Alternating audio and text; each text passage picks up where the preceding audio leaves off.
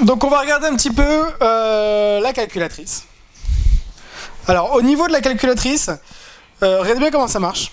C'est assez simple, c'est toujours la même manipulation, mais attention, les programmes ne fonctionnent pas tous de la même manière. Mais au niveau de la manipulation, c'est toujours la même chose. Alors on va prendre un programme qui est assez simple, et qui je pense va parler à tout le monde, c'est un programme d'OG. C'est le double oculaire. D'accord, c'est assez simple, c'est les plans, les éléments cardinaux. L'idée c'est que, imaginons que vous ayez un doublé 3, 2, 3. Tout le monde voit de quoi je parle? Parfait, en tout cas j'espère. Et on vous donne ce qu'on appelle F', F'Oc. Vous voyez, on fait l'étude du double oculaire, on vous donne par exemple F'Oc égale 40 mm, vous voyez. D'accord? Alors ce programme-là, c'est un programme qu'on offre à tout le monde, qui est gratuit. Donc vous allez dans les programmes gratuits. Donc quand vous êtes dans les programmes, hein, quand vous entrez... Alors, regardez bien où sont les programmes, juste. Hein, voilà. Donc là on est à la page d'accueil. Dans mes classeurs, il y a tous les programmes. Donc soit vous appuyez sur le bouton 2, soit vous appuyez sur OK, et vous entrez dans les programmes. D'accord? Alors, quand vous entrez dans les programmes, normalement, vous arrivez dans une page qui se présente comme celle-ci. Vous avez ici des fiches de cours, et ici, donc, les programmes. D'accord? Donc on va aller dans le programme gratuit, parce que comme je vous ai dit, celui-là, on l'offre. Donc on l'a mis dans le programme gratuit. Conversion des angles, conversion des mesures, doublé oculaire. Donc là on fait le double oculaire. Donc dans les programmes gratuits, regardez un petit peu ce qu'il y a. C'est des programmes qui sont pas super intéressants mais qui peuvent vous permettre de vous débloquer si vous êtes bloqué. Par exemple si vous savez pas convertir des unités de mètres en millimètres ou en nanomètres, parce qu'en physique vous aurez besoin des nanomètres, voire des micromètres. Donc si vous savez pas normaliser, le programme vous voit. Et si vous savez pas convertir des angles en minutes, en degrés, en radians, le programme vous le fait aussi. D'accord? Vous avez aussi un programme qui vous aide à faire une transpo. Bon, c'est vraiment pour le mec qui sait pas faire une transpo, c'est un peu chaud. Et un programme qui n'est pas super utile parce que ça tombe plus depuis des années, c'est Gulstrang. Je le fais même plus d'ailleurs dans mes cours. Je sais pas si vous en avez déjà entendu parler. Gulstrang, c'est les éléments cardinaux des yeux, S1H, etc., etc. Donc moi, ça, c'est un programme qui peut vous permettre de le faire. Nous, ce qu'on va regarder aujourd'hui, c'est le doublé oculaire pour l'instant. Donc on va aller, j'ai dit, au petit cours gratuit. Vous allez dans le doublé oculaire. À chaque fois que la calculatrice vous propose quelque chose, vous dites non. Comme quand vous étiez petit, on vous disait ne parlez à personne. Vous dites toujours non. Donc là, vous dites non. Si on met oui, vous revenez me voir et je leur remets tout. Mais vous n'utilisez plus la calculatrice si vous marquez oui. Du tout. D'accord? Donc, vous avez ici une page de présentation. D'accord? Donc je me présente. Et je vous dis voilà. Pour faire l'étude du doublé, vous devez copier tout ce qui est en vert. À chaque fois que vous avez quelque chose en vert, c'est le programme. D'accord? Donc vous descendez. Vous descendez, vous descendez, vous descendez. Et vous faites apparaître le curseur. Deux possibilités maintenant. Soit vous appuyez 2 fois sur le bouton central. Le bouton central qui est ici. Alors je vais baisser un petit peu. Enfin je vais monter. Ici vous avez le bouton central. D'accord? Regardez bien, si vous le caressez un peu, de manière un peu délicate, il y a une souris qui apparaît. Ça vous permet d'aller plus vite. Ouais. Caressez bien, n'appuyez pas trop. Ou sinon, vous faites bouger, le curseur arrive. D'accord? Donc, vous faites monter. Une fois que vous êtes sur la formule, en plein milieu ou à gauche ou à droite, ou en tout cas sur la ligne de la formule, vous double-cliquez très rapidement. Ça vous sélectionne tout. Vous voyez? Ça souligne tout en bleu. Ouais. Autre possibilité, si c'est vraiment compliqué pour vous, vous vous mettez à l'une des deux extrémités, soit à gauche, soit à droite. Hein. Vous appuyez sur le bouton Shift. Le bouton Shift, il est là. Je ne sais pas si vous le voyez avec ma main. Là, il est là, juste en dessous, là. Shift. Vous le maintenez appuyé et vous déplacez sur toute la ligne. D'accord? N'appuyez pas comme un dingue. Parce que ça enregistre à chaque fois que vous appuyez. D'accord? Donc si vous appuyez 100 fois, ça va se déplacer 100 fois. Comme c'est un peu décalé par rapport à ce que quand vous appuyez, elle n'est pas super réactive, ça peut être très long. D'accord? Donc, une fois que vous l'avez sélectionné, celui-là, vous le copiez. Alors comment on fait pour copier? On y va. Ici, vous avez le bouton CTRL. Et ici, le bouton C. Comme pour un ordinateur. Donc vous appuyez sur CTRL et C. Ça fait copier. D'accord? Mais ensuite, nous, on va vouloir aller sur la deuxième page qui est ici. Deux possibilités. Ou bien vous faites CTRL toujours et la flèche de droite pour passer d'une page à une autre. CTRL et la flèche de droite. CTRL et flèche de droite. Donc je vous remonte la manipulation parce que vous avez l'impression que c'est un peu chaud ce matin. Alors CTRL et la flèche. Voyez, CTRL, CTRL, CTRL, CTRL, etc. D'accord? Donc vous maintenez CTRL et vous bougez. D'accord? Ou bien vous caressez, ouais. Et vous allez cliquer sur la page qui vous intéresse. Ça vous va? Donc, vous copiez la formule verte. Et ensuite, vous allez en page 2, dans la page d'exécution du programme. Et vous allez faire quoi? Vous allez coller. CTRL V. Non, CTRL V. Oh là là, Zérine. CTRL C pour copier, CTRL V pour coller. Une fois que vous avez fait ça, vous remplacez les lettres par les valeurs qui vous sont données dans l'énoncé.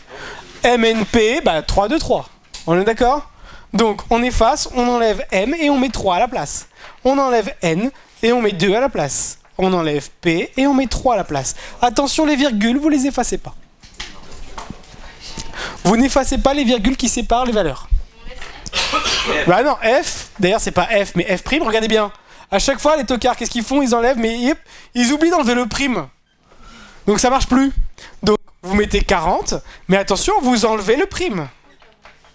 Parce que 40 mm. Alors, regardez bien juste en page 1. En gras, parce que je vous connais, j'ai mis les unités qu'il faut mettre. Vous mettez en millimètres. Ok.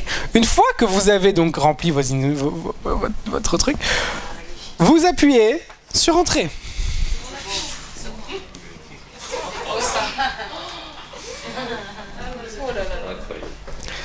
Alors, j'ai pas plus efficace que ça. Quand on va dans le détail, qu'est-ce qui se passe? Donc ça vous fait la rédaction. On sait que f'1 sur m est égal à e sur n égale à f'2 sur p, etc., est égal à a, et on va calculer a. On sait que f'(hoc) est égal à f'1 fois f'2 sur f'1 plus f'2 moins e.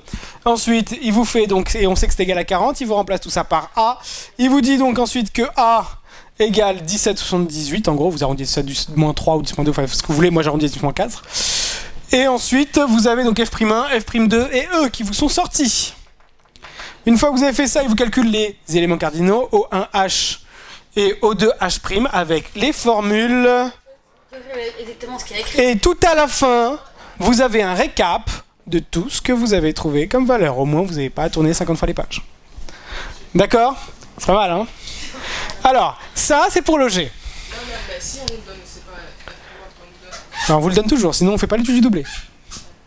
Ce que je vous donne à chaque fois, écoutez bien, ce que je vous donne à chaque fois, c'est le strict minimum pour répondre à la question. S'il manque une donnée, c'est pas ce programme qu'il faut utiliser. Vous vous êtes trompé, vous avez mal compris la question. Vous avez compris l'idée? C'est-à-dire que ça vous aide aussi à savoir si vous avez compris la question ou pas. Si vous voyez qu'il manque des données, c'est que vous avez rien compris.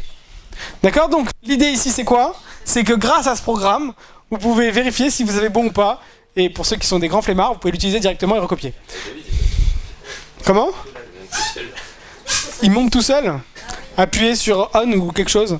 Essayez de l'annuler. On va faire une petite mise à jour de votre calculatrice. À mon avis, elle doit bugger.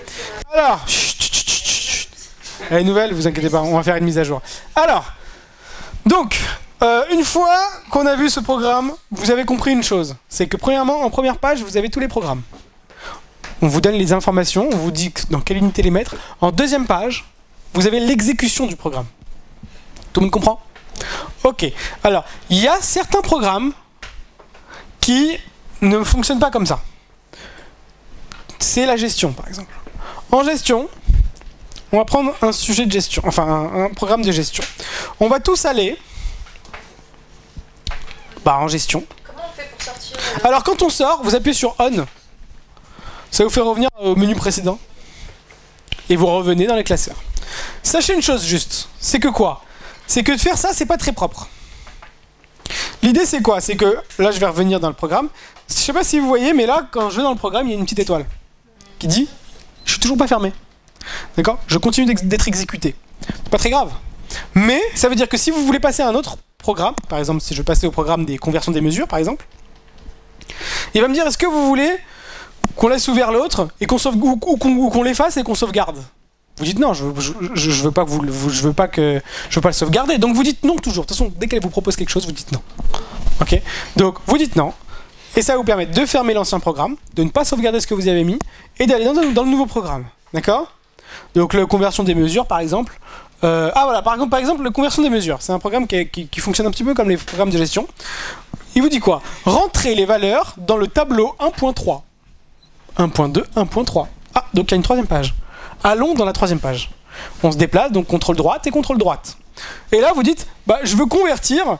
Combien ils me donnent eux? Ils me donnent par exemple 30 cm. Je veux les convertir en micromètres. Il y a plein qui ne savent pas faire ça. D'accord? Donc on va mettre que nous, on veut convertir quoi? 30 cm. Donc on va dans la colonne des centimètres et on marque 30.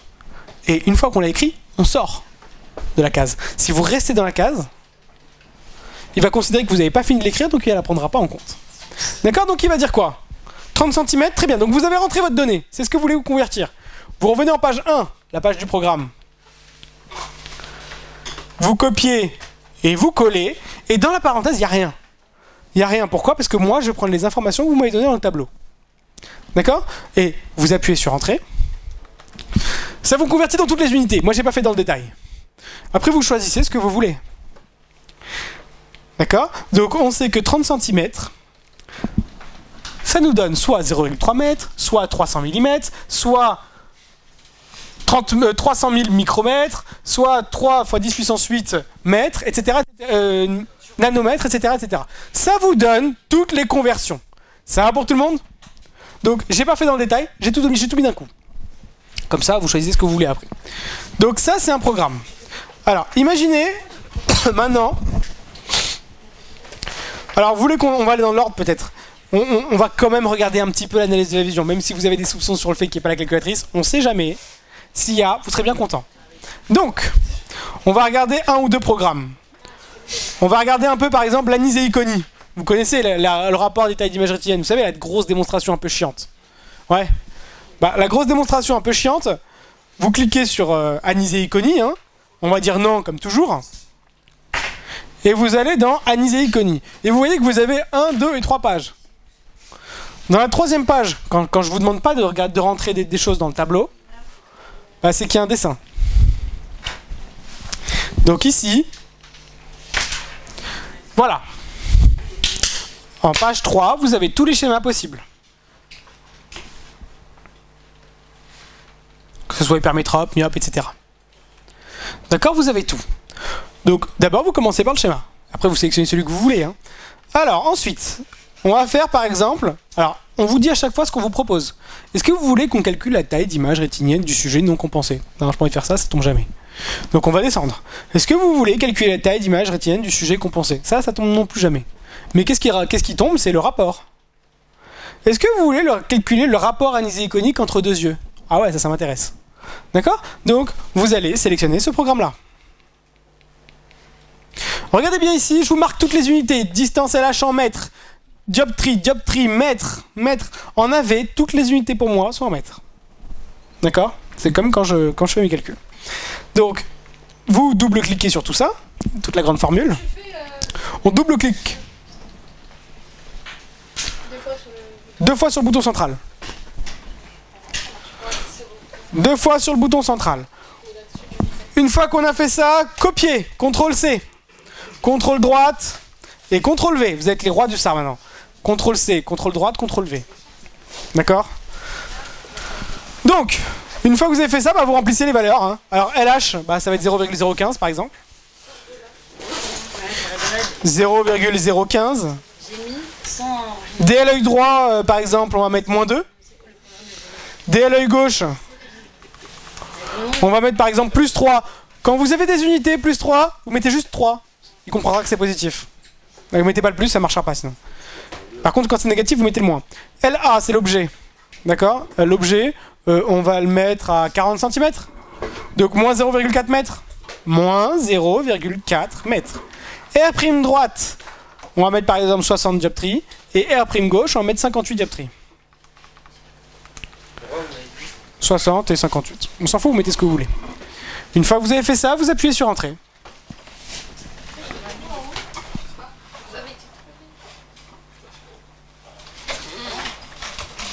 Bah c'est la longue démonstration, ouais.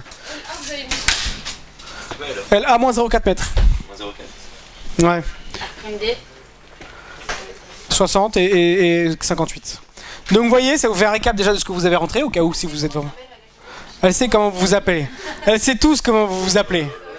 Donc comme ça au moins, si vous payez un mec plus de 3 ou 4 000 euros pour vous craquer les programmes, je saurai c'est qui ils ont été.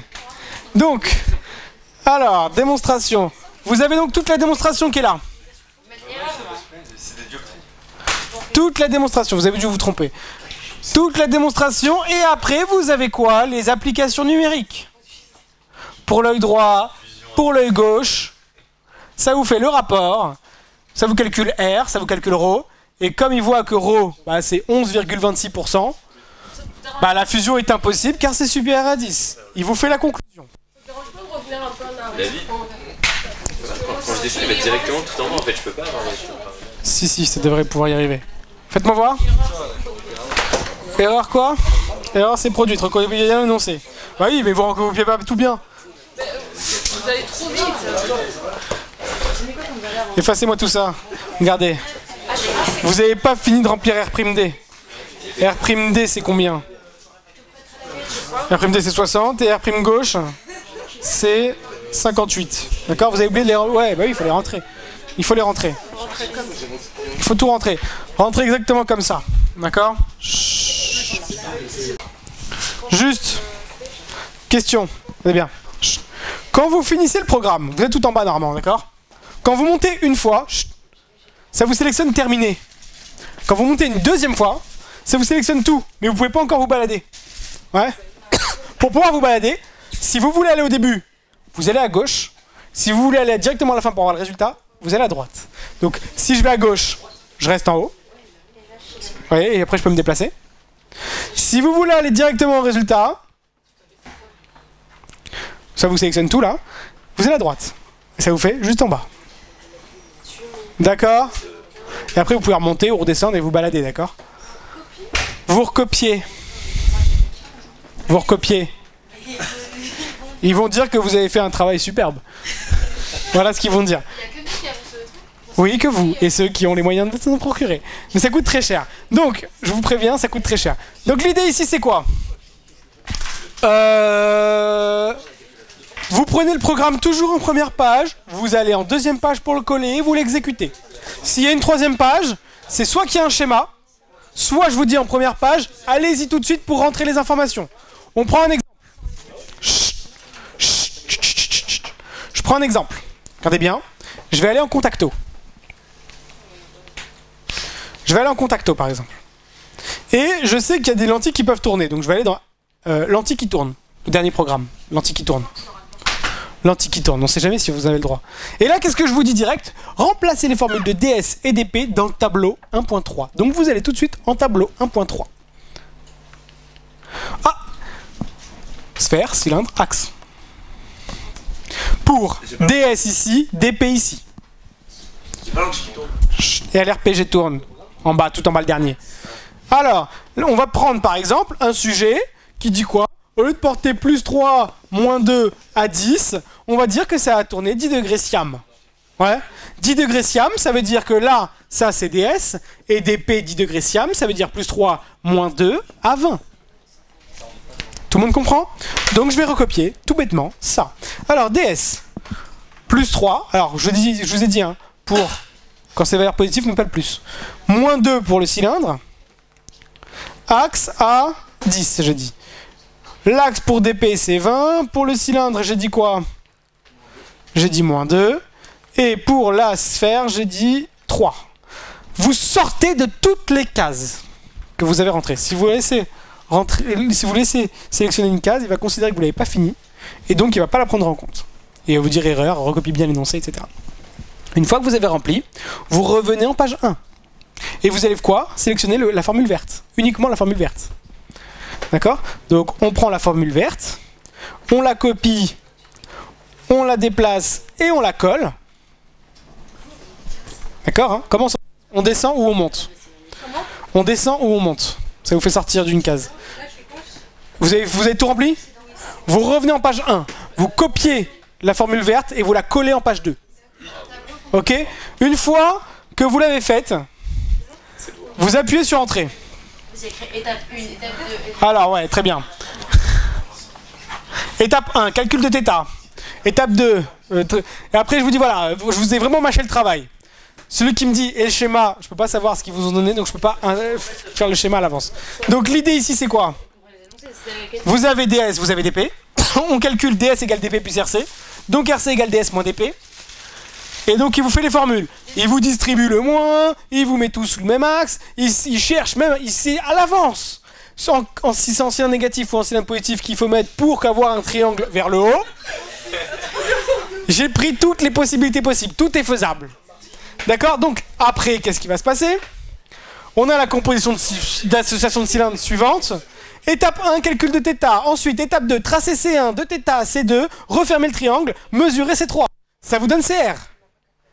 Étape 4, on mesure de phi. Vous calculez phi. Vous avez alpha R, on vous donne ensuite SR, et en conclusion, on vous dit que la RC, c'est donc ça.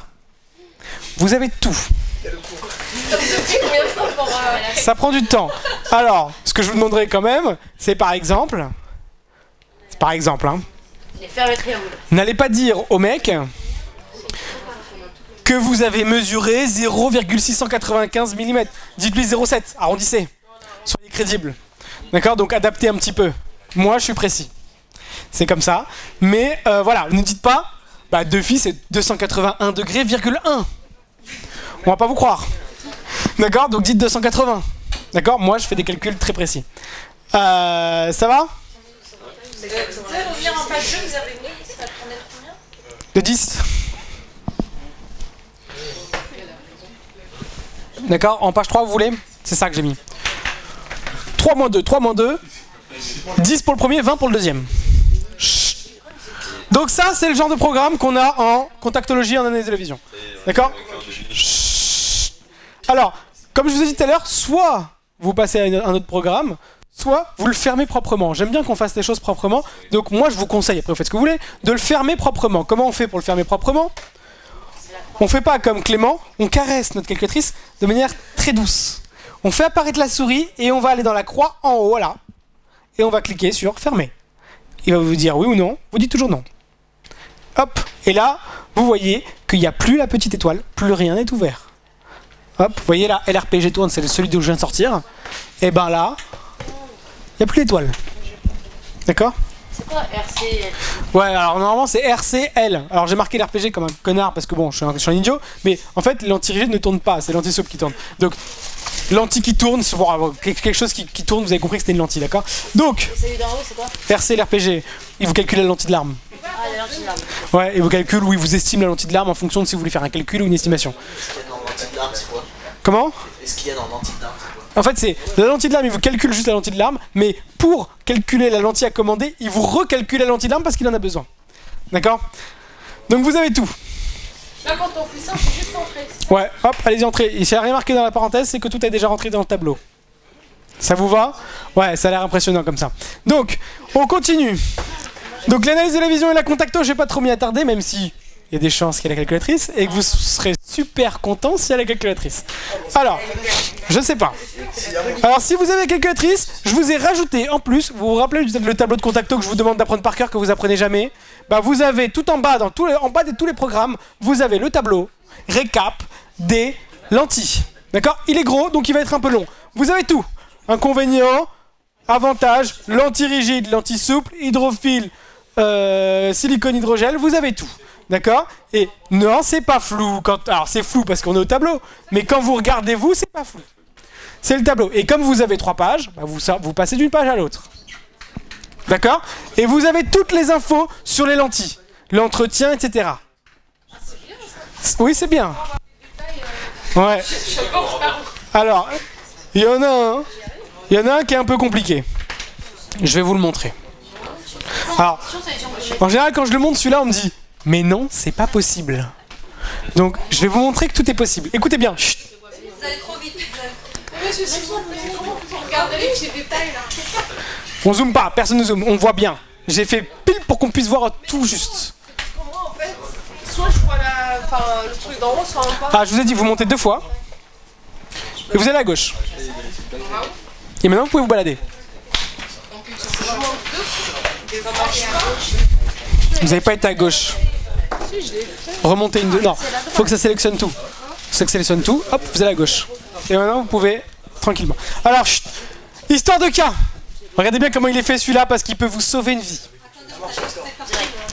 Histoire de cas. On va dans histoire de cas. Histoire de cas. On sait jamais. On sait jamais parce que celui-là, c'est le plus utile de tous. Oui. Analyser la vision. Ouais. C'est le plus utile de tous. Vous rappelez quand vous avez ça? On sait jamais.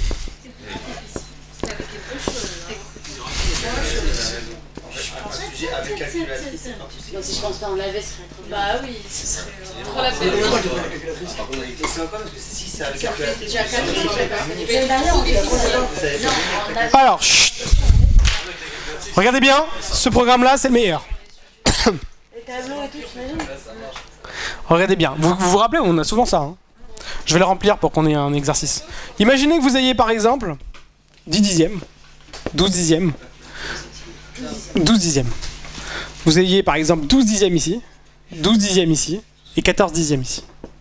Imaginez qu'avec une sphère de plus 1, vous avez 5 dixièmes. Avec une sphère de plus 1, vous avez 1 tiers. On fait pas ça. Avec un cadran brouillé, vous avez par exemple 10,4. Et là, vous avez 11,5. Imaginez que vous avez ça. On est d'accord? Alors, quand on va dans ce programme-là, regardez bien. Les acuités doivent être entrées en dixième. Ne pas mettre les plus pour les puissances. Mettre les directions de le cadran par an. Si vous avez 9,3, vous mettez le plus grand en premier. Et vous mettez un point entre les deux. D'accord? Donc 9,3, je vous dis, s'écrira 9,3. Et s'il n'est pas fait, laissez la valeur 0. S'il n'y a pas de cadran par an ou si c'est uniforme, vous me laissez 0. D'accord? Ça va pour tout le monde? Donc, vous allez en page 3. Et page 4, je crois. Non, page 3, juste. Ok, page 3. Page 3, c'est pas très grave, page 3, juste. Alors, AVVL, j'ai mis quoi? 10 dixièmes. Donc 10 sur 10. Alors, vous allez voir qu'après, il va vous les renommer, vous. Il va dire que 10 sur 10, ça fait 1. Donc, soit vous marquez 1 directement, ça fait 10 sur 10, soit vous mettez 10 sur 10. AVVP, c'est quoi? C'est 12 dixièmes. Bon, pour moi, je mets directement 1,2. Ça reviendra exactement au même, on est d'accord? Mais je recopie le tableau. Non, diviser. Le slash, diviser, vous mettez. Vous voyez ce que je veux dire? 12 divisé par 10, donc ça fait 1,2. 12 divisé par 10, ça fait 1,2. En bino, on a quoi? On a 12 ici, donc 1,2 ici. Et en bas, 1,4. Ensuite, pour la sphère de brouillage, qu'est-ce que j'ai mis pour la sphère de brouillage de l'œil droit? J'ai mis plus une, donc je mets une ici. Et je mets une ici. D'accord, hein? Vous mettez la sphère de brouillage. Si par exemple c'est plus 2, vous mettez plus 2. C'est quoi ça? Ensuite, l'acuité que vous relevez avec la sphère de brouillage, c'est combien? 5 dixièmes pour l'œil droit, donc 0,5. Et 1 tiers pour l'œil gauche, donc je marquais 1 tiers. Hein. Au cadran par an. Au cadran par an, il voit quoi lui? 10,4. Donc je vais mettre quoi moi? 10,4, exactement. Et pour l'œil gauche, je mets quoi? 11,5. On sort de toutes les cases. Vous sortez de toutes les cases. Celui qui reste sur une case, ça ne marchera pas. Une fois que vous avez rempli tout ça, je vous laisse déjà recopier. Allez-y, je vous laisse recopier. Je vous laisse recopier. Une fois que vous avez rentré toutes ces valeurs-là, chut, s'il vous plaît, vous copiez, vous collez. Il n'y a rien à rentrer. Vous avez tout mis dans quoi? Dans le tableau. Prélim, le programme vert, les tests préliminaires. Vous voyez ça là, ce qui est vert? Vous le copiez et vous le collez. Une fois que vous l'avez copié et que vous l'avez collé, vous appuyez sur quoi? Sur Entrée. Et là, ça vous fait un récap de ce que vous avez rentré. Et j'avoue que c'est un peu abusé. Ça vous fait tout. Alors c'est un peu long. Vous avez rédigé et tout. Oui, bah merci. Alors, donc ça vous fait tout. Quand je dis fait tout, qu'est-ce que ça fait exactement? Bon, ça fait un récap de ce que vous avez écrit. Ouais. Donc l'AQTVL de l'œil droit est supérieur à 10 dixièmes, le sujet n'est donc pas myope. Il est peut-être hémétrope ou hypermétrope. C'est le brouillon. L'acuité visuelle VP est de 12 dixièmes. Nous estimons un astigmatisme de quoi? De 0,75. Pour l'œil gauche, il vous fait la même chose. Concernant la fusion, en VL, on ne peut pas l'affirmer. En VP, on peut l'affirmer. Et on vous dit pourquoi, on vous explique à chaque fois. Avec une... Oui, ça c'est de la triche. Avec une phase de plus une, vous avez 5 dixièmes, ce qui fait que vous avez une acuité, que vous avez une réfraction complémentaire de moins 0,5.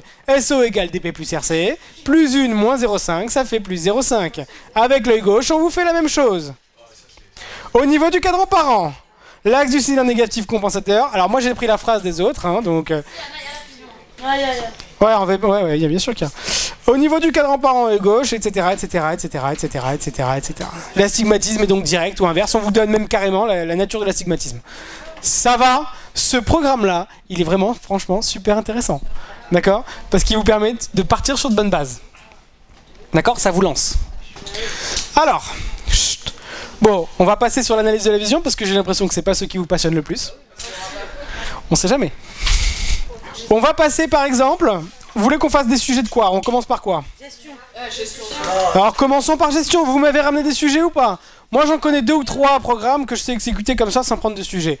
On va prendre par exemple, les 2 que je sais faire, c'est les amortissements et les emprunts. Alors, par exemple les amortissements. Prenons un sujet où on va avoir un amortissement. On va tous en gestion, dans amortissement s'il vous plaît. Attendez. Pas de droite. Attendez. Alors, vous voulez faire quoi? Des amortissements linéaires, dégressifs ou variables? Donc, on va commencer par du dégressif. Alors, il faut absolument que vous remplissiez bien le tableau en page 1.3. Donc, allons en page 1.3. Quelle est la base? Quelle est la durée? Quelle est la date de l'achat? Alors, qu'est-ce qu'on achète?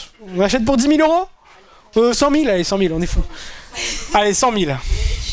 On est riche. Oula, excusez-moi, hop. J'ai pas... Alors, c'est là. Toutes les cases jaunes doivent être remplies. 100 000. Sur une durée de 5 ans. Sur une durée de 5 ans, allons-y. Là, vous avez été où? J'ai été dans gestion. Très bien. Erin, vous êtes né à quelle date? Je vous écoute. Non, mais quel jour, quel mois? 7 mai. Donc le 7... et 5. On prend quoi comme coefficient? Pour les dégressifs, pour les amortissements dégressifs, vous m'avez parlé de... Il y a un coefficient pour les dégressifs. Alors vous voulez qu'on fasse les linéaires, comme ça au moins ça vous parle tout de suite? On va faire le linéaire alors. Donc le coefficient pour les linéaires, bah, il n'y en a pas, mais je sais que pour les dégressifs, il y a un coefficient. Je sais pas comment... Moi je connais pas la gestion. J'ai créé le programme, mais je connais pas les... C'est 1,25 à 1,75 de dégressif. Il y a 3 Ouais, mais alors, faudra le voir dans le sujet. D'accord? Le taux, etc. D'accord? Alors, excusez-moi, attendez. Hop. Là, on fait quoi, linéaire? Alors, on va donc tous en page 3, on l'a bien rempli. Hein. Ouais, on fait linéaire. Et on va remplir... Oula. Bah, on met rien parce qu'on fait les linéaires. Et dans les linéaires, il n'y a pas de coefficient. Linéaire. Alors, j'ai dit qu'on prenait 100 000. J'ai dit qu'on prenait 100 000, Zaira. Qu'on était sur une durée de 5 ans. Que comme Erin était né le 7 mai, on a acquis le truc le 7 mai. Et qu'on avait un coefficient, on ne savait pas parce qu'on faisait du linéaire. Si vous avez un coefficient plus tard, bah vous prendrez le coefficient pour le dégressif. D'accord? Comment? C'est bon? Une fois que vous avez rempli votre tableau, vous appuyez sur Entrée. Alors, le programme, il vous donne aucune valeur, mais il vous donne les formules littérales, parce que vous devez quand même, je crois, les poser. D'accord? Donc, il vous dit, voilà ce qu'il faudra faire comme calcul. Mais attention, regardez bien ce que vous dit le programme. Allez voir en page 1.4 ce qui s'est passé. Ah, c'est bien. Et ben, il vous a fait le tableau. Il vous a fait le tableau, et la première année, il a tenu compte de votre date. D'accord? D'accord, donc il vous fait, bah, sur 5 ans, mais de n à n plus 5. Donc en fait c'est sur 6 ans, mais parce que la première année elle était quasiment tout le temps. En tout cas, si on vous demande de faire ça, c'est sûr que vous l'avez. Ce qu'il y a de bien, c'est quoi? C'est que le jour de l'examen, chut, écoutez bien, maintenant dans vos révisions, tout ce que vous avez là-dedans, tout ce qui concerne les calculs, vous n'avez plus à vous en soucier. Le jour de l'examen, 2 solutions. Ou bien il y a la calculatrice, vous avez droit, c'est au top. Ou bien il n'y a pas ça. Tout simplement. Tout simplement. Donc, vous n'avez plus à vous soucier des calculs. Vous n'avez plus que vous à vous soucier des raisonnements, de la morale en fait. Est-ce que la société est vivante, bien pas vivante, etc. En gros, c'est ça. Vous maintenant, vous vous concentrez pas sur la forme, mais sur le fond. La forme, je m'en occupe. Le fond, c'est à vous. D'accord? Alors, donc ça, c'est pour ce programme. Et si vous voulez qu'on aille dans le programme qui est juste en dessous, les emprunts, bah ça passe exactement sur la même chose. Si on emprunte, je sais pas moi, vous empruntez 10 000 euros. Quoi que vous m'avez dit qu'on était riche. Allons emprunter 100 000. Allons emprunter 100 000. Un capital de 100 000. Sur une durée en année, sur 5 ans. Avec un taux. Alors attention au taux. Hein. Quand on vous dit 2% par exemple. Alors j'ai marqué 60% mais c'était pour vous choquer. Hein. 60% marquez 0,6. Si on vous dit 2%, 0,02. Marquez pas 2. Ça marchera pas. Donc 0,02, d'accord? Donc on vous empruntez à 2%, 0,02 par exemple, vous sortez de la dernière case, vous faites exécuter le programme des emprunts d'amortissement, alors par amortissement constant ou par annuité constante, vous faites ce que vous voulez, d'accord? Je m'en fous. D'accord? Donc emprunt par amortissement constant, copier, coller, on entre. Alors, bon, il vous donne les calculs, hein, et vous allez en page 1.4, et vous avez fait le tableau.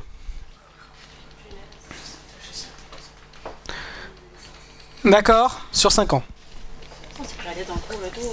Oui, vous vous êtes pris la tête, mais pour comprendre, parce que ça, si vous, après vous ne savez pas le traduire, ou l'expliquer si c'est bien ou pas, ça sert pas à grand chose. D'accord? Donc, ça va pour la gestion, alors on va continuer. Regardez, il y a un programme qui est super sympa. Il y a un programme qui est super sympa, c'est les annuaires des sociétés. Les annuaires des sociétés, c'est pas le bottin, hein, c'est, regardez bien. Alors, les caractéristiques d'une SARL, rappelez-les-moi, vous prenez le programme vert, copier, coller, vous appuyez sur Entrée.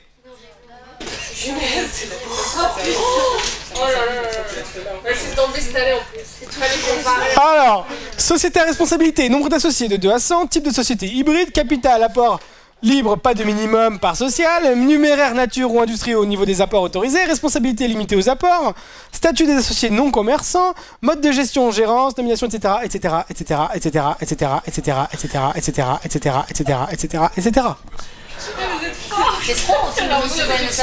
Vous avez, oui, bah alors non, mais si on vous demande combien d'associés minimum pour les associés. L'année dernière, de comparer entre SARL et SARL. Bah voilà, et bien vous sortez les deux et après vous les comparez. Tout simplement. Non mais c'est une galère à comparer. Alors, un par un. Vous en copiez un, vous cliquez, vous regardez tout, vous recopiez sur votre brouillon, vous cliquez sur le vous effacez tout, vous remettez sur le deuxième, etc., etc. Ouais, c'est un par un. D'accord? Donc ça, c'est assez utile d'après ce que j'ai compris. S'il vous plaît. Et qu'est-ce qu'il y a d'autre? Et la zone de chalandise. Alors après la CAF et les SIG, c'est un programme qui est assez compliqué, il faut vraiment s'y connaître, moi je m'y connais pas. Les SIG, ça va pas tomber. On sait pas. On sait pas. Alors, dans ce programme-là, écoutez bien, ça va être assez long. Donc les SIG, la CAF, etc. Vous avez même les définitions, les marges commerciales, qu'est-ce que ça veut dire, va la rajouter. Toutes les définitions, si on vous les demande, vous les avez là. Par exemple, RCAI, qu'est-ce que ça veut dire? Je sais même pas moi d'ailleurs. Hop, vous appuyez sur Entrée. RCAI, c'est quoi? Voilà, parfait. C'est le correspondant au résultat financier. Il mesure la performance de l'entreprise après la mesure prise en considération des éléments financiers. Il permet d'apprécier la politique de financement menée par les entreprises. Bon, en gros, ça vous explique tout ça, d'accord? Bah, vous avez appris la définition tous par cœur et vous êtes super entraînés. Tout simplement. Alors, en même temps, la probabilité pour que nous 30, on soit tous sur le même correcteur, elle est ultra faible. Et la probabilité que, imaginons qu'on tombe sur le même correcteur tous, mais qu'on soit les uns après les autres, Je pense que le mec, quand il a corrigé la première, la 30e, il se rappelle plus la première réponse. Donc vous êtes tranquille là-dessus. D'accord? Donc, alors, pour les sigles, la CAF et le BE, etc., là, je sais pas moi tout ça, il y a beaucoup de tableaux à remplir. Regardez bien ce que je vous dis, en rouge, en énorme. Remplir les différents tableaux avant d'exécuter le programme. Vous allez à droite jusqu'à la fin. Vous finissez de remplir les tableaux. Alors attention, regardez bien. Les tableaux, vous remplissez toutes les cases jaunes. Alors regardez bien. Alors page 1, donc vous mettez les ventes de marchandises, les achats. Alors soit vous mettez les achats et les variations et ça vous calcule le CAMV. Et après la case rouge, vous la remplissez pas, ça se remplit automatiquement. Ouais. Vous remplissez que les cases jaunes et ça remplira automatiquement les cases rouges. Et dans les cases suivantes, normalement, il y a déjà des cases qui vont déjà se pré-remplir avec ce que vous avez déjà rempli. D'accord? Donc vous prendrez un sujet qui fait la CAF, le BO, je sais pas quoi là, je connais pas moi. Et vous remplissez les tableaux jusqu'à la fin. Vous voyez, il y a pas mal de tableaux. Vous les remplissez tous. Vous les remplissez tous. D'accord? Si vous comprenez pas ce que c'est, vous remplissez pas. Parce qu'on m'a dit que PCEAC et VCEAC, c'était pas au programme du BTS optique. Mais au cas où, j'ai quand même mis. Donc, Les cases blanches, on les remplit pas. soit vous les remplissez, soit vous remplissez directement. Par exemple, là, vous avez achat, variation des stocks et autres achats. Ça va remplir les consoles de l'exercice. Soit vous remplissez directement les consoles de l'exercice, soit vous remplissez les cases blanches, ça va remplir les cases jaunes. Une fois qu'une case est remplie, vous la touchez plus. Et la case rouge va se remplir automatiquement. Maintenant, si eux vous donnent directement quoi? Si eux vous donnent directement les valeurs ajoutées, bah vous remplissez directement les cases rouges, mais c'est rare. Ils vous demandent en général de les calculer. Une fois que vous avez rempli tous les tableaux, vous exécutez le programme comme d'habitude. Ça va pour tout le monde? Ok? Alors, qu'est-ce qu'il y a d'autre comme programme? Ils sont top. Utilisez-les. Hein. Moi, je connais pas très bien la gestion, c'est pour ça que je peux pas trop les utiliser. Par exemple, le prix psychologique. Bah, vous savez, quand vous dites des prix, vous dites ah, c'est pas assez cher, ouais, c'est pas de bonne qualité, etc. Bah là, vous remplissez un tableau. Vous remplissez un tableau. Prix de vente. Donc vous mettez tous les prix de vente en colonne. Le nombre de personnes qui disent que c'est trop cher, le nombre de personnes qui disent que c'est de mauvaise qualité, et le programme va analyser le tableau et vous sortir ce qu'on appelle le prix psychologique. D'accord? Il va vous faire les calculs, il va vous faire un tableau, je crois numéro 4, voilà, il va vous faire les ventes cumulées, mauvaise qualité cumulée, etc. Et il va vous prendre celui qui rapporte le plus. D'accord? Donc vous avez plus qu'à recopier, tout simplement. Ça va pour la gestion? Il y a zone de chalandise. Il y a zone de chalandise. Il y a zone de chalandise. Il y a zone de chalandise. Coefficient saisonnier. Zone de chalandise. Chalandise. Alors en fait la zone de chalandise, c'est un tableau à double entrée. Zone 1, zone 2, zone 3. Le nombre d'habitants. Le nombre de porteurs. Alors en règle générale c'est porteur d'optique, donc forcément j'ai dit nombre de porteurs. En fait c'est la cible quoi. Le taux de renouvellement en année. L'indice IDC, je sais pas ce que c'est. Est-ce que ça peut marcher quand on a des tranches d'âge, par exemple de 0 à 15, je sais pas, ils vont changer tous les 2 ans, ou tous les ans, et t'as d'autres tranches d'âge aussi tous les 3 ans? Non, j'ai pas ça. Bon, je crois que c'est jamais tombé. Au BTS ou en BTS blanc parce que les profs veulent se prendre la tête? Ouais, voilà. Donc, au vrai BTS, ça tombe pas. Panier moyen, taux d'emprise, taux d'évasion, taux d'invasion, etc. Vous avez tout. Et vous les remplissez. Attention les taux, rappelez-vous, toujours 0, marquez pas 30%. Vous voyez, je le rappelle à chaque fois parce qu'on sait jamais avec vous. 60%, vous mettez 0,6, pas 60. D'accord? Ouais, alors, on continue. Allons maintenant dans les maths? Ouais. Ok, allons dans les maths. Alors les maths, moi ça me parle bien. Parce que c'est ma matière. Donc on va prendre des petits sujets. Vous avez les polices sur vous? On va prendre des petits sujets, je vais aller chercher mon sujet et on va voir ensemble comment ça marche. Prenons le sujet de maths de 2018. Chut. On va prendre, écoutez bien, la partie B de l'exercice 1 qui est les équations différentielles. D'accord? Alors les équations différentielles. Vous avez les équations différentielles. Chut. Vous avez ici un premier programme. N'utilisez pas le deuxième. Ne l'utilisez qu'en cas d'extrême urgence. Je vous dirai plus tard pour si vraiment il y a une extrême urgence, on l'utilisera. Mais pour l'instant, on utilise toujours le premier programme. Equadif, maths equadif. On prend toujours le premier programme. Je vous donne le sujet. Le sujet, écoutez bien, le sujet c'est ça. C'est y', non 10y', plus 6y égale 120. Ça, c'est le sujet.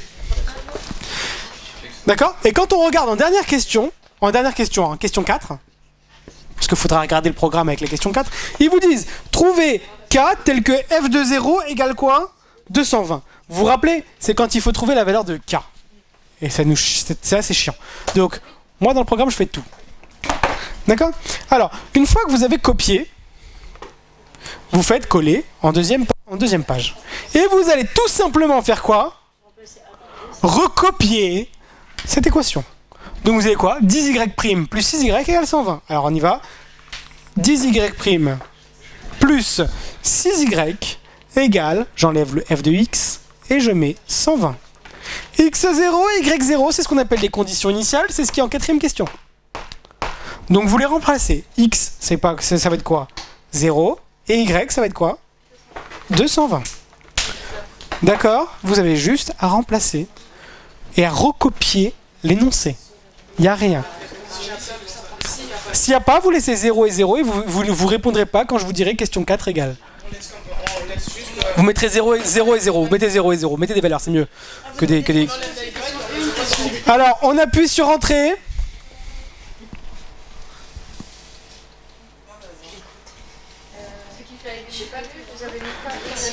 J'ai recopié. Non mais X et Y, on les laisse à 0, Y. Ouais, vous les laissez. Regardez ce que j'ai fait. 10y' plus 6y égale 120. Et j'ai pris 0 et 220 pour x0 et y0. Regardez bien. Donc, oui, c'est vrai que Alan se réveille à cette heure-ci. Question 1, résoudre par rapport à 0. Il vous donne la réponse. Question 2, montrons que 20. Il a deviné la réponse. Est une solution particulière, CQFD. Question 3, question 1 plus question 2. Et question 4, il vous trouve K. Toujours ça. Oui, Rachel, si vous avez une question 4, si vous n'avez pas de question 4, vous vous arrêtez à recopier la question 3. Ça vous va? C'est pas mal quand même. Ah oui, c'est toujours les mêmes questions. C'est pour ça que j'ai marqué question 1, question 2, question 3, etc. etc. Et je devine déjà la solution particulière que eux vont vous donner. Je l'ai calculée, je l'ai trouvée. Et je vous l'ai donnée. Oui. Oui, tout est détaillé. Ah, c'est en bas. Oui, regardez. Regardez Rachel. f de 0 égale 220. Ça veut dire que k plus 20 égale 220. Donc k égale 200, ce qui fait que c'est 200 tout simplement. Quand on arrive à la partie effectif, on regarde pas les questions, mais directement tout ce que vous avez mis, et on met pas 1, 2, 3, 4. Si, il faut mettre 1, 2, 3, 4. Alors c'est vrai que normalement si vous mettez pas 1, 2, 3, 4, c'est mal vu, mais je pense qu'ils vont corriger et vous mettre les points, mais c'est moins bien vu. Et donc vous perdez des points de présentation, qui sont quand même 2 points. Quand on n'arrive pas à comprendre la question, on sait pas c'est quoi. Ouais, vous pouvez. Mais normalement elles sont numérotées. Elles sont toutes numérotées de 1 à 4. Et elles sont numérotées dans la calculatrice. Donc je peux pas être plus simple. Il faut être sûr que ce soit... Ah certain, ça bouge pas. Ouais, c'est toujours ça. Vous allez voir, j'ai utilisé... Pour faire mes programmes, j'ai pris tous les sujets de BTS. Et ça marche toujours. Donc, ça c'est pour les équadifs. Ça va? Pour les fonctions, on peut pas faire grand chose. Mais je peux vous donner les dérivés. Alors, les dérivés. On va dans les dérivés. Chut. On va en faire un par un. Dérivés, s'il vous plaît. Alors, regardez bien les dérivés. Quand c'est des dérivés assez simples, par exemple, dérivé de 3x, par exemple, oh, ça va, ça, bah, vous utilisez les sommes, d'accord? 3x plus 2, vous voulez les dérivés de lui, entre les deux, il y a quoi? Il y a un plus, vous utilisez les dérivés des sommes. Et vous remplacez par f de x par la valeur par la fonction qui vous est. Quand c'est des fonctions un peu plus compliquées, vous les avez là. Si elles ressemblent à ln de u, c'est-à-dire ln de 3x plus 2, et bien vous utilisez cette formule-là. Si ça ressemble à... S'il y a un 3 devant, par exemple, bah, elle ressemble à celle-là. S'il y a 3x plus 2, facteur de ln de x plus 1, elle ressemble à quoi? À celle-là. Etc. etc. Vous regardez à qui ressemble la fonction. Prenons un exemple. 5 exponentielle de moins 3x plus 2. Elle ressemble à celle-ci, à l'avant-dernière. Il y a un A devant, E de U. Alors si vous voulez, je peux faire, allez hop, on va aller plus en profondeur. 3x plus 2 plus 1. Allez, hop, parce qu'on prend toujours 3x plus 2, toujours ça. 3x plus 1 exponentielle de 3x plus 2. Ok? Il y a un facteur entre les deux. Donc je prends la dernière. Vous copiez, vous l'envoyez là, et vous collez. Vous effacez f de x, donc la parenthèse est vide, et vous remplacez tout ça par ce qui est ici. 3x plus 1. Alors attendez, j'ai oublié de mettre la parenthèse, forcément. Il faut mettre les parenthèses. On referme la parenthèse ici. Exponentielle. L'exponentielle, je ne sais pas si vous l'avez vu, mais je vais vous le montrer. Et il est là. Donc, hop, je vais remonter. Une fois que j'ai fait ça, exponentielle de combien? De moins 3x plus 2.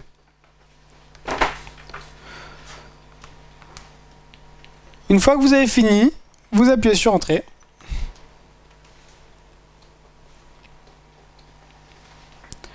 Alors, on va avoir u'v plus uv', u égale 3x plus 2, u' égale 3, v est égal à moins 3x plus 2. Bon, eux, ils ont mis 2 moins 3x, mais c'est pareil. V', etc. Il vous dit que u'v plus uv', donc il vous fait le calcul. Il vous fait le calcul, alors comme il est un peu long, ça va sur 2 lignes. Hein, du u'v plus uv'. Donc ça c'est u'v plus uv' dans le détail, donc vous, ça sera sur une même ligne, et il vous le simplifie après. Et il vous donne la dérivée. Ça fait moins 9x, e de moins 3x plus 2. D'accord? Donc ça c'est les dérivées, ça vous fait le détail. Si ça marche. Alors.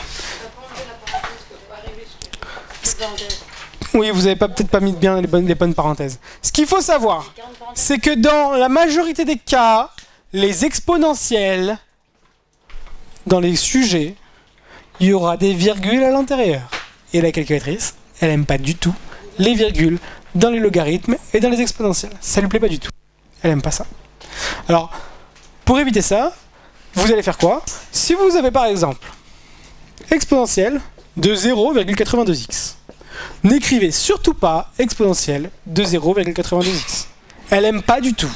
Elle déteste. Mais dans tous les programmes, dès qu'il y a des virgules dans l'exponentielle le logarithme, vous les transformez en fractions.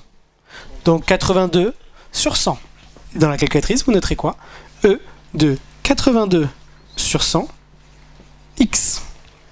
Sinon, ça fonctionnera mal. Ça fonctionnera, mais mal. Ça va pour tout le monde? Je vous ai prévenu. Logarithme exponentiel, quand il y a des virgules à l'intérieur, vous les rentrez pas. Vous mettez des fractions. On est d'accord que c'est comme ça. D'accord? Donc si je vous dis E de moins 0,5x, vous avez compris que vous allez marquer quoi? E de moins 5 sur 10 x. Ou moins 1 sur 2 x. En gros, son équivalent, mais en fraction. Ça va pour tout le monde? Les exponentiels, les logarithmes, pas de virgule. Que des fractions. Après, quand vous recopierez, il vous mettra des fractions. Faites pas les idiots, hein, mais remettez-les en virgule. Sinon, ils vont tout de suite comprendre. Et ça fout mal. D'accord? Donc, vous ne mettez que des fractions dans les exponentielles et les logarithmes. Alors, on va retourner dans les classeurs. On va voir un peu ce qui se passe. Donc après, bon, il y a plein de programmes qui marchent à peu près de la même manière. Pour les lois de probabilité, par exemple. Allons dans les lois de probabilité. Alors, intégration par partie, ça n'existe plus. Hein. Enfin, ça n'existe plus, si. Mais ce n'est plus au programme. Alors, les probas. Les probas. Oubliez menu 5, 5, 2, etc. Poisson, diff, DDP, FDR, on s'en fout. Vous avez tout ici qui est trié. Ah! Vous voulez résoudre P de x égale K dans une loi binomiale? Bah vous prenez ce programme. P de x inférieur ou égal à K? Ah! Bah vous prenez ce programme. P de x supérieur ou égal à K? Bah vous prenez ce programme. Si vous avez une loi de Poisson, on descend. Ah! Une loi de Poisson, P de x égale K, on prend ce programme. Ce programme, ce programme, ce programme, ce programme. Loi normale, etc., etc., etc. Vous avez tout. Toutes les lois de probabilité. Si vous voulez. On va prendre une loi binomiale. Pas ramener une imprimante à l'école. C'est interdit. C'est leur problème parce que une calculatrice est interdite si elle imprime. Mais si elle fait ça, c'est fou, hein? Elle est autorisée. Incroyable. Donc, c'est quand même incroyable. La logique des fois. Alors, on va prendre une loi binomiale. Qui suit donc une loi binomiale de paramètres qu'est-ce qu'on va me prendre comme paramètre? 100 et 0,02. D'accord? Et on vous demande de calculer P de x égale 32. P de x égale 32, je vais donc où? Dans mes lois de binomial, parce que je sors d'une loi binomiale. Hop, je sélectionne la loi binomiale pour P de x égale, je remplace.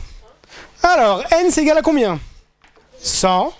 P c'est égal à combien? 0,02. K c'est égal à combien? 32. Vous appuyez sur Entrée, ça vous donne le résultat. Alors, à l'époque, il y a longtemps, on devait réfléchir. Bon, sauf ceux qui avaient la calculatrice, mais il y avait des calculs intermédiaires à faire, qu'aujourd'hui on n'a plus demandé à faire. Donc ça, aujourd'hui, vous le recopiez plus. C'est plus la peine de le mettre. Et vous dites quoi? P de x égale 32 égale ta. Hop. Ok, bon alors là j'ai pris un exemple très bizarre, ce qui fait que ça me donne 10 puissance moins 29. Pas super utile. Mais vous direz P de x égale 32 est égal à temps d'après la calculatrice. Ok? D'après la calculatrice. D'accord? Ouais, évitez de recopier votre nom. Ouais, c'est ce que je vous dis à chaque fois. Vous voyez, moi il y a marqué mon nom, monsieur Ashbort.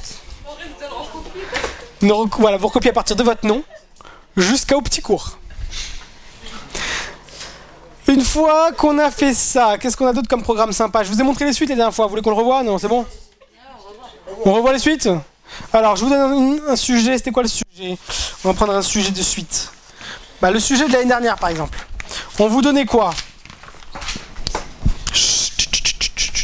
Le sujet de l'année dernière, par exemple, on vous disait, voilà, on a une suite un plus 1 égale... Alors, U0 était égal à 150. Un plus 1 était égal à quoi? 0,95 UN plus 4. Et on vous disait que Vn, dans la question 2, il faudra toujours bien lire l'énoncé jusqu'à la fin, Vn était égal à UN moins 80. D'accord? C'est tout ce que vous donnez comme info. Bah vous, tout ça, vous allez le rentrer. Donc on va dans les suites. Et les suites, c'est un peu particulier parce que c'est un tableau. Donc vous allez dans le tableau, en page 1.3, et vous allez marquer U0, c'est combien? 150. UN plus 1, c'est combien? 0,95 UN, donc 0,95. Et vous réécrivez UN. UN. Marquez UN, ouais. UN plus 4. Et Vn, c'est quoi? C'est UN moins 80. C'est donc UN, vous marquez UN, mais les deux lettres, moins 80. Vous sortez des cases. Une fois que vous êtes sorti des cases, vous prenez le programme, hein, pas 50. Comment on fait pour sortir rapidement? Parce que moi je galère. Vous sortez, pas rapidement, appuyez sur On à chaque fois, et vous vous retrouvez dans classeur et vous revenez à chaque fois au menu d'accueil. C'est mieux, c'est le mieux, c'est le mieux, c'est le plus propre, c'est le moins dangereux. Une fois que vous avez fait ça, vous appuyez sur Entrée.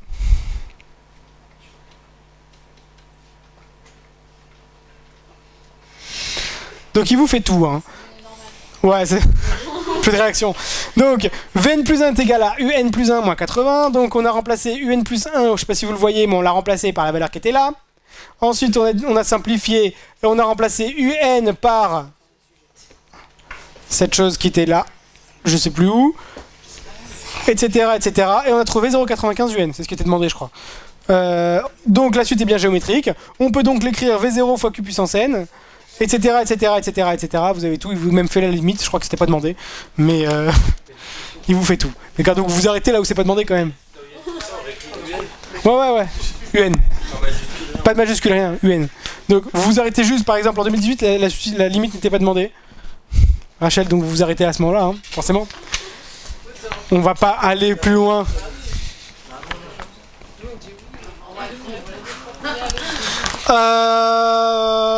Voilà. Quoi d'autre? Quoi d'autre? Loi de probabilité, intégration par partie, primitive, encadrement, tableau de dérivée, tableau de variation. Bon bah vous rentrez la fonction. Juste ce programme-là, il faut l'exécuter 2 fois. Regardez bien, je vous montre. Je vous prends une fonction. Alors. D'accord? Donc le programme des variations. Juste je vous montre comme ça rapidement. Ce programme-là, vous mettez f de x. D'accord? Vous marquez par exemple x plus 3, x plus 3 exponentielle de 2. X. D'accord? Donc x plus 3 exponentielle de 2x. D'accord? On va le faire sur moins l'infini plus l'infini. Alors ils vous donneront le domaine, hein, sur moins l'infini 0, 0 l'infini, etc. Vous mettez. Hein. Et vous appuyez sur entrée. Il vous dit aller en page 2. Le problème c'est qu'il ne marche pas du tout du premier coup celui-là. Donc on va le réexécuter. Alors, soit vous recopiez, vous recopiez une deuxième fois, mais moi je pense pas que ce soit bon. Vous allez directement dans la formule que vous avez écrite et vous la copiez elle-même. Ça vous permet de tout remettre direct. Vous gagnez du temps comme ça. Vous l'exécutez 2 fois. Une fois que vous l'avez exécuté 2 fois, là, le tableau de variation arrive. Le problème, c'est quoi? C'est que bon, il faudrait utiliser le programme d'avant pour calculer la dérivée, hein, celui qu'on a utilisé tout à l'heure. Et par contre, le signe de la dérivée, bon, moi je vous le donne, mais c'est à vous quand même de le justifier par vous-même. C'est la seule étape en maths que vous devez faire seul. Toutes les autres étapes, c'est la calculatrice qui les fait dans tous les chapitres. D'accord? Donc vous avez 2 choses en maths que vous devez faire seul. Les probabilités conditionnelles, tableau arbre. Bon, je pense que ça on en a fait quand même pas mal. Et étude du signe de la dérivée. Tout le reste, c'est moi. D'accord? Tout le reste, c'est moi. Comment? Là, j'ai marqué 3x. 3x plus 3, e de 2x. Juste, regardez bien. Ici, vous avez... Alors, je vais enlever ça. Vous avez f de x. Je l'ai effacé, j'ai mis la fonction. Et le moins l'infini plus l'infini, je l'ai laissé parce que les domaines de définition, c'était moins l'infini plus l'infini. Voilà, il faut enlever f de x. D'accord? Des fois, il y a des gens, je viens de les tuer, ils enlèvent juste le x et ils rentrent dans f, la fonction, genre n'importe quoi. Vous effacez tout et vous mettez votre fonction à vous. D'accord? Donc, je pense que j'en ai fini pour les maths. Je vous ai montré un peu comment ça marchait. On va regarder un petit peu, il reste quoi? Logé? Il reste logé, la physique. À chaque fois que vous ferez un sujet avec le prof, j'interviendrai. Et je vous dirai comment ça marche. Parce que la physique, vous comprenez rien encore pour l'instant. Tout ce qui est anti-reflet, vous ne savez pas. D'accord? Donc, alors, sachant quand même que ces programmes-là, en physique, hein, c'est notre best-seller. Tout le monde l'achète. Celui-là, ils sont top. À chaque fois que vous allez finir le cours, et que je vais finir, et que je vais venir avec la calculatrice, si vous ne l'avez pas, vous allez avoir le seum, mais quand vous allez l'utiliser avec le prof dans le cours, vous allez vous dire, mais c'est fou! Donc, alors... on va aller en OG. En OG, vous n'avez pas encore fait le déplacement de l'oculaire. Mais vous avez fait l'étude des champs. L'étude des champs, c'est sympa. L'étude des champs. La limite de résolution, vous ne l'avez pas fait non plus. Et le double acromate? Non plus. Vous l'avez fait le double acromate avec M. Brantu? Non? Ok. Alors, quand vous le verrez, vous irez dans le programme. Et vous comprendrez par vous-même. On va faire ensemble déjà l'étude des champs. Alors, l'étude des champs. Vous avez un sujet que vous avez fait ce matin ou pas? Oui. Alors, allez-y, donnez-moi des valeurs, s'il vous plaît. L'étude des champs, c'est quoi en fait? Vous allez, regardez bien. Vous allez me donner quoi? Les coordonnées x de la pupille, y de la pupille, x de la lucarne, y de la lucarne et x du champ. Ouais, mais forcément, il vous les donne. Oui, mais je peux pas, vous pouvez pas dire à la calculatrice chercher dans le sujet. Il faut quand même que vous lui donniez un minimum d'informations. Alors, je vais prendre des valeurs au hasard. Hein. Je vais prendre des valeurs au hasard. Chut, chut, chut. XP par exemple, je vais prendre 0. Alors je vais vous montrer ce que je prends comme exemple au hasard. Chut. Vous allez avoir le plan du champ ici, XC. Ok? Vous allez avoir la lucarne ici. Chut. La lucarne ici et la pupille là. D'accord? La pupille ici. Donc forcément, qu'est-ce que vous allez faire? Vous allez faire le plan du champ là. Ouais, on est d'accord, hein? Et vous allez prendre un bord de la lucarne et balayer les pupilles. Je sais pas si vous vous rappelez de ça. D'accord? Donc vous allez avoir ici, ici et ici. On est d'accord? Ici, ça va être le plan de pleine lumière. Ouais, on est d'accord avec nous? Alors, prenons des exemples. On va prendre par exemple moins 10 ici. Parce qu'on va prendre cette droite là, on est tous d'accord, hein? Ouais. On va dire ici que entre les deux, donc là ici, le plan de la pupille ça va être 0, forcément parce que c'est plus à gauche. Toujours ce qui est plus à gauche, vous mettez 0. Ici, on va mettre par exemple 100. Ils sont à 100 mm d'écart. On va dire que là, il y a 20, donc 120. Tout le monde suit pour l'instant? Et on va dire que là, il y a par exemple 20. D'accord? Ouais, moins 20 si vous voulez ici, mais je m'en fous parce que je prends pas ce point. Alors, l'idée ici, c'est quoi? C'est donc que je vais rentrer. XP, c'est combien? 0, j'ai dit. YP, moins 10. XL 120, YL 20 et XC 100. Une fois que vous avez rentré ça, vous appuyez sur Entrée. Il vous calcule A, B et il vous calcule le demi-champ de pleine lumière. Oui, mais il y en a qui galèrent. Alors, il vous dit en plus que vous êtes dans la configuration du schéma numéro 2. Quel schéma? Le schéma numéro 1? Non, le schéma numéro 2. Donc si votre schéma à vous ne ressemble pas à ça, c'est que vous êtes trompé quelque part. Ça va pour tout le monde? Vous avez plein de schémas possibles, je les ai tous listés. En fonction des valeurs que vous allez me donner, je vais vous donner le schéma que vous êtes censé avoir. Au moins, ça vous permet de savoir si votre schéma à vous est bon ou pas. Ça va pour tout le monde? Donc il vous donne tout.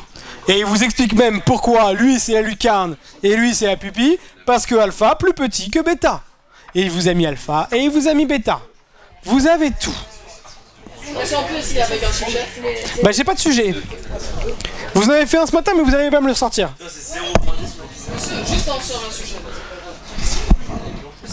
Vous inquiétez pas, ça marche très bien.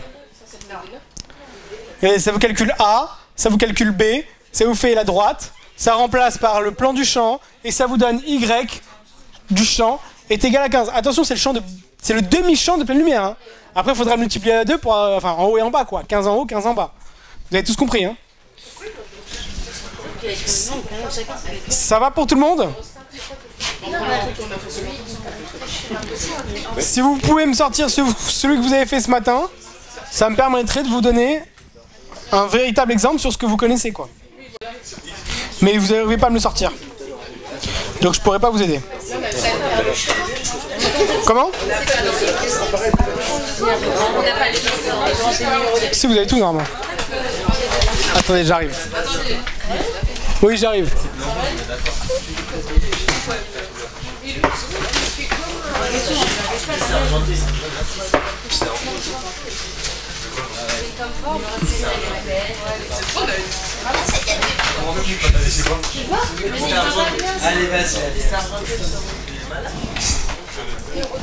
Donc ça vous permet de tout avoir.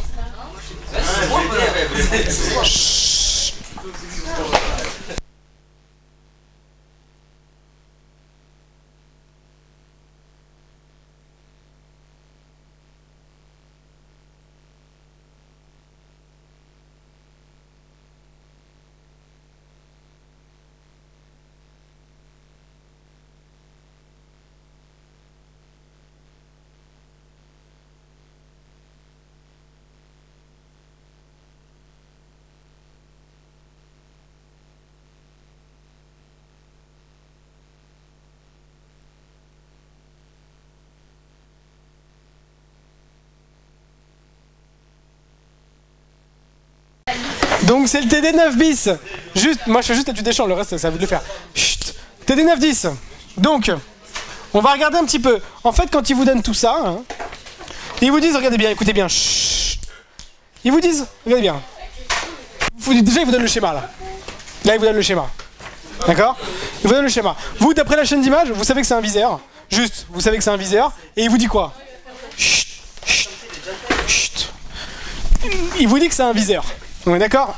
Quand il vous dit que c'est un viseur, vous avez donc forcément une chaîne d'image, un viseur avec un doublé oculaire, L1 et L2, d'accord? Donc vous avez, d'après le schéma que vous ont donné et les informations qu'ils vous ont donné, ils vous ont dit voilà. Ils vous ont dit AB, AOBO, A1, B1, A', B'. J'entends tout le monde sortir ses affaires, c'est très perturbant. Donc, là c'est LO, là c'est L1 et là c'est L2, on est d'accord? Et ça c'est l'oculaire. On sait que quoi? Le sujet est métrope. Ce qui fait que lui est à l'infini. Ce qui fait que lui est sur F2. Et ce qui fait que lui est sur FOC. Vous allez faire l'étude des champs, dans la grande majorité des cas, dans l'espace intermédiaire numéro 1. D'accord? Parce que c'est très souvent le cas où le... Comment ça s'appelle? C'est l'endroit où l'image intermédiaire est réelle. Donc c'est pour ça souvent qu'on le fait comme ça. Alors, pas toujours le cas, mais très souvent c'est pour ça qu'on le fait. Alors, l'idée ici c'est quoi? Et c'est surtout parce que les diaphragmes sont tous au même endroit. Ils sont tous dans L1. Parce qu'on sait qu'il va y avoir la pupille PE La pupille, vous l'appelez comment la pupille? P? P? P? Très bien. P, comme elle est sur LO, elle est là. Et elle est là. Vous savez que la lucarne, vous l'appelez comment? D ou L? L? DC? Très bien, DC. Vous savez qu'elle est sur L1, ce qui fait qu'elle est là. Et donc vous allez faire étude des champs forcément toujours dans quoi? Dans l'endroit où vous avez le plus d'informations. On est tous d'accord sur ça. Donc vous allez le faire dans l'espace intermédiaire. Donc on va le faire ici. Ils vous disent que quoi? Dans l'énoncé, ils vous disent que, si on regarde bien, ils vous disent que DO, son diamètre, c'est 50. Donc en fait, vous avez un premier diamètre, DO, qui est sur LO, donc qui est le plus à gauche forcément, on est tous d'accord, qui va être donc à 0 et qui va donc faire 25 en haut, 25 en bas, ça fait 50. Vous avez ensuite FOC. Est-ce que vous avez la distance LO FOC? Parce qu'il me la faut quand même. Vous avez LO L1? Vous avez tout? Alors vous avez ça, ça, ça. Vous avez O1 FOC. Est-ce que vous avez donc vous avez F'O à 20. Très bien, je suis d'accord. L1, L2, très bien, ok. F'OC 30 cm. La distance entre la lentille et la focale image. Alors la distance entre la lentille entre les lentilles de 40 mm, la focale image est les distances frontales. Alors O1 FOC est de plus 30. Donc forcément il va y avoir DC ici. Et il va y avoir FOC ici. Donc ici il va y avoir entre là et là il y a 30 d'écart. D'accord?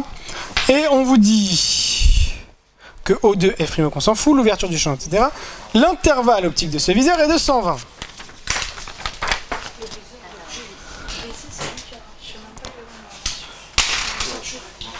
L'intervalle optique est de 120. L'intervalle optique, c'est quoi? C'est F' FOC. F' FOC. Donc on va faire une relation de Chasles quand même là. Parce qu'il nous faut LO FOC. LO FOC est égal à LO F'O plus F'O FOC. Et F' FOC, c'est l'intervalle optique. On est tous d'accord? Donc LO F'O, c'est combien ils vous disent? F'O, c'est combien? 20 plus 120. Ça fait donc 140? Non, parce que F'O FOC, c'est 20. Ça fait donc 140. On est d'accord? Ce qui fait qu'on a entre LO et FOC ici donc 140. On est d'accord, hein? 140. Et donc ici moins 30. Ça fait donc 110. Et le DC sur le diamètre c'est combien? 30. Donc on va quand même être plutôt plus... Donc ça fait 15 et moins 15. On est d'accord? Ce qui fait que forcément, qu'est-ce qui va se passer? Bon, bah on va faire comme le prof. Bah, c'est bien lui la pupille et c'est bien lui la lucarne, hein, on est d'accord? Bon, je vais quand même l'effacer parce que sinon ça va être un peu compliqué. Et on va faire le plan du champ. Et on va balayer un bord de la lucarne par tous les bords de la pupille, on est d'accord? Donc, tac, tac, et tac. C'est celui-là qu'on va utiliser. Ouais. Donc ce sera 25, 15, et alors là c'est 110, j'ai dit, et 0. On est d'accord? Donc, voilà le schéma que vous êtes censé avoir. On va aller maintenant dans le programme et on va copier, coller. Alors je vais juste effacer ce que j'ai écrit au-dessus. Et on va coller, on va mettre XP. Ah, on efface, on va vous monter. Dès que ça sélectionne quelque chose, vous pouvez appuyer sur Del et ça efface. On va XP, c'est combien? C'est donc 0. YP, c'est combien? 25. XL, c'est combien? 110. YL, c'est combien? 15. XC, c'est donc 140. Vous appuyez sur Entrée. Et on trouve exactement la même chose que le prof. 12, 27, et nous j'ai combien moi? Ouais, 12, 27, 27. Ouais, c'est ça. Ça va pour tout le monde? Je vais me mettre bien devant le schéma pour pas que vous le recopiez pour demain ou pour la semaine prochaine. Donc, ah oui, le schéma 3, ils ont dit? On va vérifier que notre schéma il correspond quand même à peu près à ce qui est fait ici. C'est marqué le schéma. Oh, mais c'est exactement la même chose. On est tous d'accord. Ah, je vais le décaler un peu pour que vous puissiez le voir. Ah, c'est la même chose. Et j'ai pris celui-là. On est d'accord? Donc je me suis pas trompé sur le schéma, je me suis pas trompé sur les valeurs, tout est bon. Ça va pour tout le monde?